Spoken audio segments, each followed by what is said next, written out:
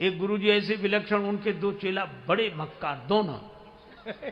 अब गुरुजी बैठे तखत पर, आसन लगा, तो ऐसे भगवान सामने शालिग्राम जी पूजा कर रहे थे वो।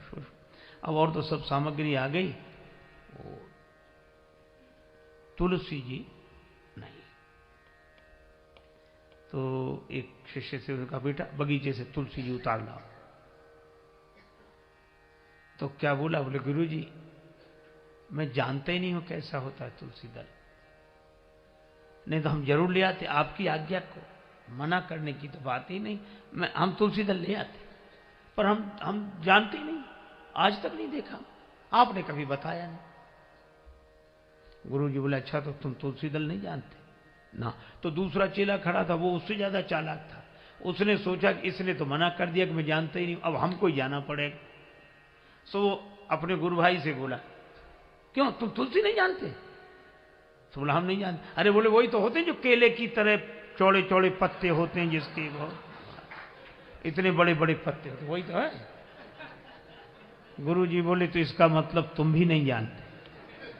गुरुजी हम तो वही चौड़े पत्ते जानते, कहो तो ले आए। गुरुजी ने कहा नहीं वो तुलसी जी नहीं होती, तब तो सरकार आपको ही कष्ट करना पड़ेगा, हम लोग तो कोई। और गुरुजी ने कहा कि हम आसन पर बैठ गए हैं, हम उठ नहीं सकते, और तुलसी जी के बिना भगवान की पूजा हो नहीं सकती, और तुम लोग तुलसी जी जानते नहीं हो। दोनों बोले हाँ। तो एक काम करो, क्या तुलसी जी को तो नहीं जानते, ला नहीं सकते, तखत तो उठा सकते हो, उठाओ तखत, ले चलो बगीचे में। अब दोनों सोचेंगे इससे तुलसी जी ले आते तो ठीक था। उठाना पड़ा तखत, अब हाँफते करते किसी तरह बगीचे में, तुलसी जी हाँ यहीं रखो, गुरु जी ने बैठे बैठे तुलसी जी उतार, फिर वहीं ले चल। वहां पहुंचने पर गुरु जी ने पूछा कि बेटा तुलसी जी भूलोगे तो नहीं? कान पकड़ के बोले एक जन्म की कौन कहे, 7 जन्म तक नहीं भूलेंगे।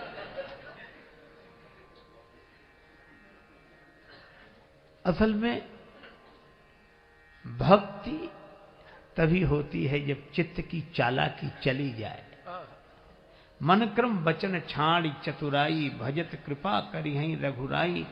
एक सज्जन तो मंदिर में गए, मान्यता मानी कि कुछ फायदा हो तो आपका भी हिस्सा रहेगा उसमें कुछ। तो किसी ने कहा कि पहले ही चढ़ा दे। बोले पहले नहीं, पता नहीं फायदा हुआ कि नहीं, ये और जाए, पहले हो जाए। और भगवान की कृपा से उसको लाभ हुआ, व्यापार में आया। अब सोचने लगा चढ़ाऊं कि न चढ़ाऊं। भगवान की कृपा से हुआ होगा तो फिर होगा नहीं, फिर मन कहे कि इसमें कृपा की क्या बड़ी चांस की बात है ये तो क्या करें, चढ़ाएं कि न चढ़ाएं, चढ़ाएं कि न चढ़ाएं। फिर सोचा चढ़ाई दे। तो अब सोचने लगा कितना चढ़ाएं। तो उसने एक रेखा खींची ऐसे मंदिर के साथ। बोले मैं तो निर्णय कर नहीं पा रहा हूं प्रभु, मैं तो सब तुम्हारे चरणों में चढ़ाता हूं, जो रेखा के उधर गिरे सो तुम्हारा, इधर गिरे सो हमारा। अब रेखा खूब खींची रहे, फेंकना तो अपने ही हाथ में था। ऐसी चतुराई से फेंका, 2-4 सिक्के उधर गिरे, इधर सब। कहने लगा प्रभु बड़े संतोषी, आपने बहुत थोड़े ही लिए, चलो कोई बात। समेट कर चलने लगा। उसके पीछे उससे भी ज्यादा चालाक आदमी खड़ा था। कहने लगा भगवान मैं इसकी तरह नहीं हूं जो ये रेखा खींचकर तुम्हारे अपने बीच में भेद पैदा करूं।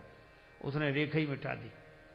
मैंने भी मान्यता मानी थी, मुझे फायदा हुआ है, मैं सबका सब तुमको चढ़ाता हूं। लोग बोले ये है, लेकिन बोला मैंने सुना है कि आप कहीं ऊपर रहते हो, तो हे ऊपर वाले, मैं पूरा का पूरा पैसा ऊपर तुम्हारे नाम पर फेंकता हूं, जो ऊपर रह जाए सो तुम्हारा, और जो नीचे गिरे सो हमारा।